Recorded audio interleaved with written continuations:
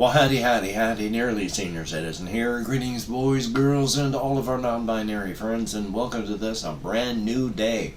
It is gray and foggy and cold outside. Thumbs up for that. I had a fair amount of insomnia last night, tossing and turning, and when I went to bed, I got up this morning and checked a bunch of stuff, and it's almost like I was suffering from carbon monoxide poisoning. I did stuff that I never do. But I have my window open there and fans running and all sorts of circulating air, so thumbs up for that. And of course, front-loading videos. Hey, if you could toss me a like, that'd be awesome. If you could subscribe to the channel, that'd be very cool. If you could leave me a comment, that'd be double plus good. And I wish I could put the names of all of my Patreon patrons here. I am so very sorry about that, but these Patreon patrons help to keep me and my aging pet alive, and that is greatly appreciated. And if you would like to help keep me and my aging pet alive, there are links to my Patreon in the video description, along with a PayPal for possible donations, an Amazon wishlist link with things like pet food on it. So thumbs up, thank you, and front-loading of video is over. Now for the fun part. I'm going to talk about fun stuff, but I'm starting off with this. I have to go to the emergency room again today. Saturday is when I finished my antibiotics. Yesterday I wanted to see how my leg would do. Today it really hurts, and it's a little bit more red, a little bit more warm, and it hurts as stated. So back up to the ER again today. I'm going to bring my Chromebook. I'm going to bring at least one of my RPG things with me, and hopefully I'm not going to fall asleep in the waiting room again. But yeah, there are a lot of things that could be going on. Two of the big things that I am thinking of is, number one, it's just a very kind of antibiotic resistant, so that I need more than just Keflex to knock it out.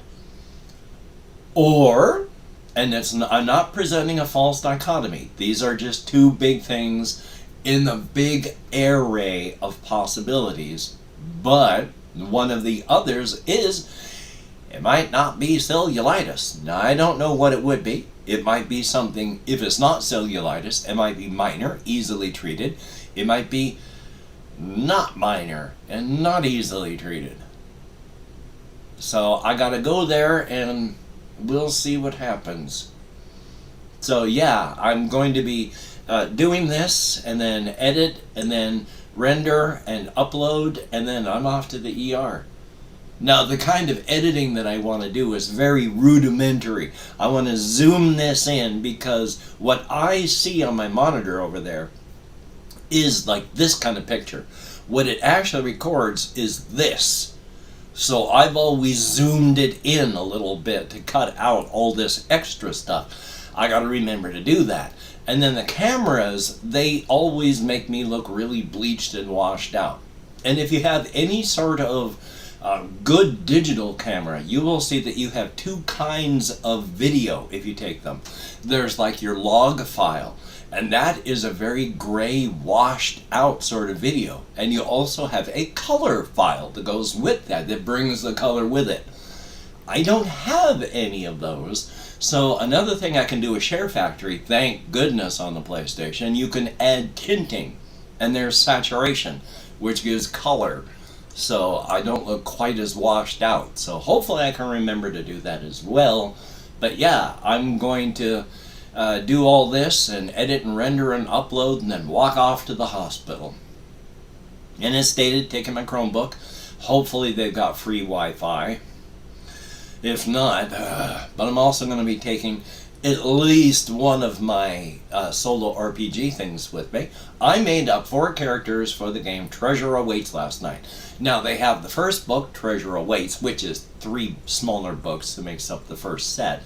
But it's the beginning game. And then there's another, More Treasure Awaits, which adds different characters, different options, different things you can do. But it's an introductory type role-playing game, so it's easier. And the going into dungeons and having adventures is more abstracted, and it's also more designed for solo play. So that's good. You go into a room, you find out what's in it, you find out if there's monsters, you do your encounter, you search for this, that, and the other. It looks really cool and it's fun. Making up characters is different as well. Normally, you would roll or choose your stats for your abilities. There are 3 abilities, of which I can't remember what they are, but there are 3. And when you choose what your stats are, you roll on a chart according to what class you've chosen, rogue, warrior, or wizard, and then those 6 choices show you what your stats are. It could be 3, 2, 1 or 3, 3, 3.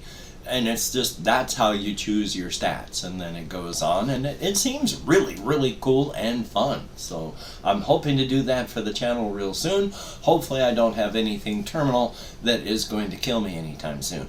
My shirts also drive me crazy, so I'm also always just tugging it down. That's the way I've been my whole life, so thumbs up. Hopefully it doesn't annoy you too badly.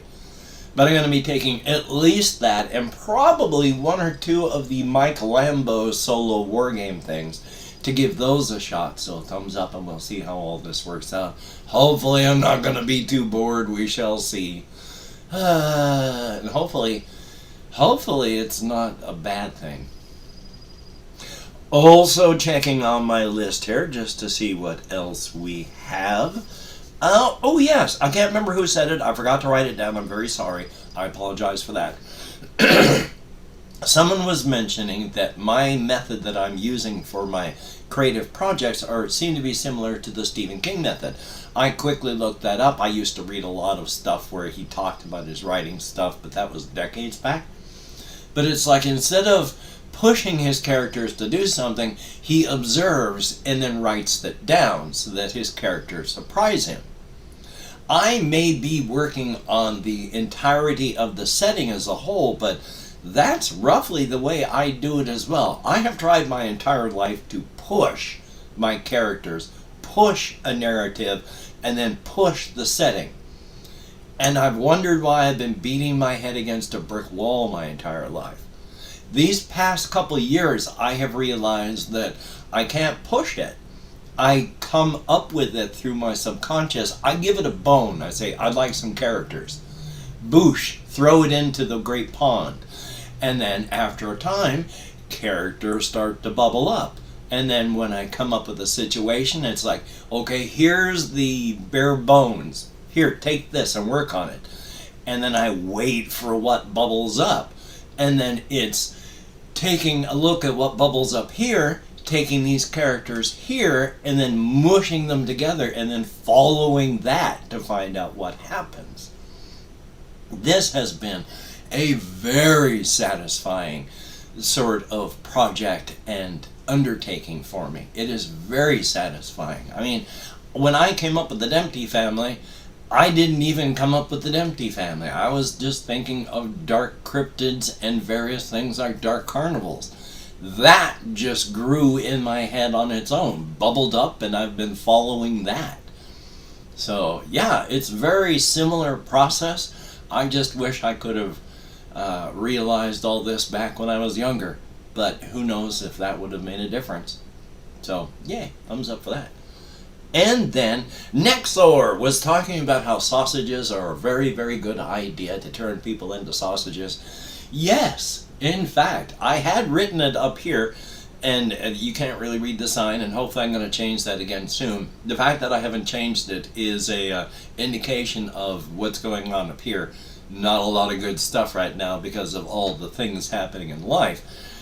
But with Uncle Bonbons, yeah, I've talked about this one. I'm going to bring it up again because I bring up stuff and mention it just once. So if you don't catch it that once, then you don't catch it. So one of the things that happens is Uncle Bonbons is they make a summer sausage out of Midwestern corn-fed farmers. Now this summer sausage is more of a hit among those human beings with their third eye open rather than actual cryptids. When a human being eats this summer sausage of Midwestern corn-fed farmers, you are overcome with this amazing feeling of nostalgia. And not just nostalgia, you have almost a memory, almost feelings, almost recollections. You can almost remember being 8 years old on a hot Saturday afternoon after having played baseball all day with all the other kids. You played well, your team played well, and now you're tuckered out, you're leaning up against a tree, and you're feeling fat and lazy because not only have you just played the best game of your life, but you've eaten one of the kids on the other team, your belly's full, the sun is warm, it's just the best Saturday summer you've ever had.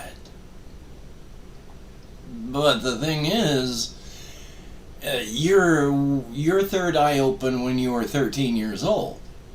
You didn't have your third eye open when you were 8 years old. You couldn't have eaten another kid when you were 8. Your third eye wasn't open. You were almost 17 before you ate your first kid. I mean, so all this doesn't even make sense there. And you don't even like baseball. You're a city kid. You grew up in the city. So being reminded of out in a rural area, playing a game you don't like, having eaten someone you couldn't have, but oh, it feels so good. So among human beings, Midwestern corn-fed summer sausage is very popular. Not so much among cryptids, though. What else do I have here on my list? Oh yes, I've mentioned before how, and I'll mention it again. You know, there's all talk of parasocial relationships, and if you're a viewer developing a parasocial relationship with an influencer or content creator, but I've mentioned before it goes the other way as well. With my mental conditions, it's difficult to notice changes in times. That doesn't even make sense. Hopefully it will when I continue. I will get used to seeing names and comments. And then when the name vanishes, it hurts. There was just recently 77 Arcturus that was leaving a lot of very, very in-depth comments. And I just realized I haven't seen them in the comments for a while. And yeah, that hurts. Parasocial relationships for the win. So, if you ever leave me comments, please don't ever go away. I cannot make that demand of you, of course. It's just letting you know that, yeah, I get used to names like Nexor and JAYY and all these people, and then when they vanish, yeah, it hurts. Yes, parasocial relationships. Now, that's actually about it. Everything that I've got. The only thing that I want to mention now is a Uncle Bonbon's product, and once again showing that for me, letting the subconscious bubbling work is so much better than any other method. I have to keep my Chromebook here from turning off. But I was just a-walking and thinking about the whole cryptid setting in the southeastern United States. And I've mentioned how in real life there are thousands of these tiny oval lakes in the southeastern United States. Nobody really knows how they were formed, like geologists and all that. But there are thousands of them everywhere, just these little oval lakes. Again, little is a relative term, but they're everywhere. And I had already mentioned, though, in my story how with Lake Vista, where the Dempsey family has purchased the property around the lake and they own the lake and all this now, because of that a sinkhole opened up underneath the bed of the lake. It drained down 25% of it, and then over the next 2 years filled back up again. But they discovered that there's an abyssal ocean underneath the Dempsey family farm. Not farm, RV park, but that that doesn't make sense because no other place do they ever show any sort of seismological thing like that. And if you go just a few miles out, you can go caving, where you're literally caving down into, if you go over to the Dempsey Lake and go down inside, it is miles and miles of just this vast abyssal, wow, ocean underneath there, under the ground, literally. And so I was just walking along and coming back from Walmart with my backpack filled with stuff, and I was just thinking of something, and it was just bang. Well, of course, every one of the oval lakes in the southeastern United States connects to that same abyssal ocean. It's not just under the one lake. Every lake is just that thin hair's breadth of difference away from the abyssal ocean. That wasn't good English. What I meant is it's about 100 feet of land and then there's the ocean. Every one of the lakes is like that. Of course, you go away from the lake, there is no indication that there's an ocean because it doesn't exist. They've done seismological things. There are no abyssal oceans. Unless you go down through one of these oval lakes, they all connect to the same abyssal ocean. It is not a cryptid formation. It is not a formation from the inside and outside. It is a formation roughly along the same terms as the Department of Government Resources. It is an existential / cosmic location / being, because something big is way down in there. But yeah, that was just boing. Well, of course. So I like my subconscious. It's a very good processing thing to do. Not English, but anyway. Is there anything else that I've got on here? Oh yes, one last thing. It was an Uncle Bonbons thing. This is another one of those things that just popped into my head while I was walking.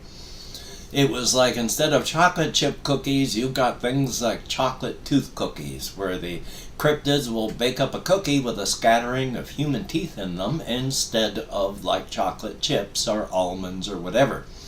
So you've got, your basic ingredients. I mean, I'm not going to mention all of them, but you got, your flour, and then you've got your human bone meal that gets mixed in with that.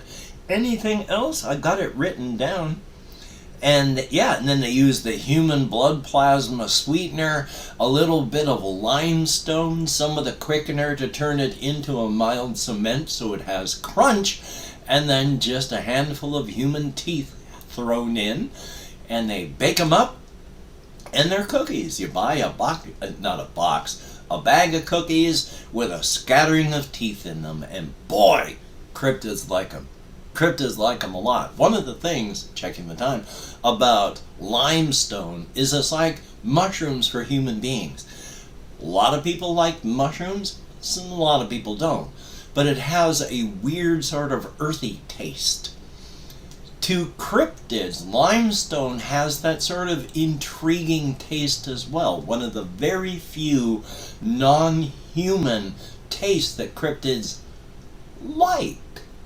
So that's good that it also forms a cement that crunches when they chew on it to give them that crunch that they want. So thumbs up for that. A very, very good thing. And I have opened up 24 hours worth of comments in my community tab, and I'm going to go through and thank however many people have left me comments in the past 24 hours. And if I mispronounce the username, no disrespect is intended. And I'm going to count on my hand, but I'm not going to count out loud or anything like that. So there's no real good chance that I'm going to count properly. We have RJ Mitchell, thumbs up and thank you. Good to see you, and thank you very much for all the support that you have given me. I would talk to you more online, but I don't talk to very many people at all online, and I have to push. So thank you very, very much. I do appreciate it.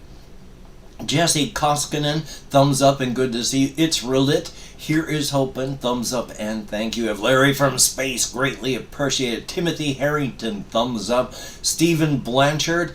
Minecraft Engines is fun, but if you don't do it properly, you can get into a place where it's just not fun. But it is enjoyable. Jasmine Nichols, greatly appreciated. Lumeria, thumbs up and thank you. That's too bad they've just left it to rot. That is sad.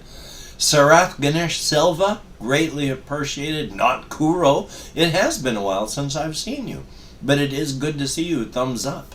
We have Valentina Vasquez Serrato. I'm probably nowhere close, but thank you very much. Cinematic Horror, greatly appreciate. Good to see you. Skips from the regular show, thumbs up. Nexar, always good to see you in the comments. And when I get back from the hospital, I'll be checking my porch. I am sorry, and here's hoping everything shows up properly. I love being sick. Lewis, thumbs up and thank you. Oh, it was Lewis. Greatly appreciated. And we have Sasha Kissa, KYSSA, thumbs up, thank you. Oh, Flora Mew, greatly appreciated, and good to see you in the comments as well. And that is it. However many people have left me comments in the past 24 hours. Greatly appreciated, each and every one of you. You get me out of my head, into the world, and dealing with real people. Thumbs up and thank you. Well, yeah, I'm getting everything together to head to the hospital, and then hopefully I'm not going to be there all day. Hopefully it's not horrible what's going on in my leg. So, we shall see what happens. Hopefully you can get done what you would like to get done. Here's the hoping on that as well. So, until we meet again, you take care. Have a great day today. I will see you on the flip side, and that is indeed a very good thing. Now, of course, I could edit this part out since I've gotten better at Share Factory, and I need to do some edits on this anyway. But what are the odds?